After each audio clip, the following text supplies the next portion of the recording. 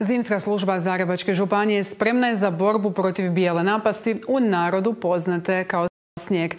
Za to je osigurano 2.600.000 eura. Županijska uprava za ceste Zagrebačke županije organizira provođenje zimske službe na čak 1230 km županijskih i lokalnih cesta na području županije u razdoblju od 15. studenog ove do 15. travnja iduće godine. Na području Zagrebačke županije nalazi se i 475 km državnih cesta, a za to su nadležne Hrvatske ceste. Danas smo se okupili ovdje zbog otvorenja zimske službe, odnosno smotre naših radnih strojeva koji su spremni za zimsku službu u zimskom razdoblju.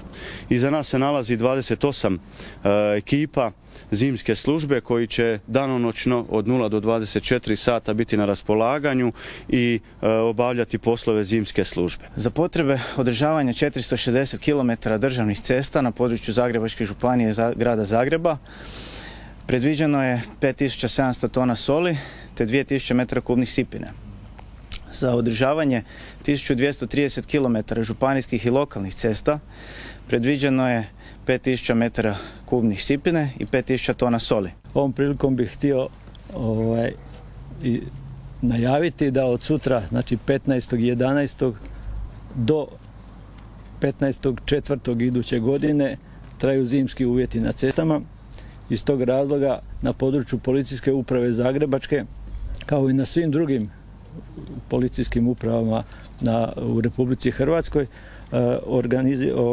vršit će se niz predradnji pod nazivom zimska služba s ciljem osiguranja što bolje protočnosti prometa i što veće moguće sigurnosti, osiguranja veće sigurnosti prometa za građane. Mislim da iz svega što ste čuli i od direktora i od ravnatelja Županijske uprave za ceste, da smo spremni i da žitelji Zagrebačke županije, ako se drže propisa koje ste čuli kakvi su i na koji način se treba ponašati u zimskim uvjetima, mislim da sa sigurnošću mogu reći da mogu biti sigurni i da će odvijanje prometa u zimskim uvjetima na prostoru Zagrebačke županije biti dobro i kvalitetno.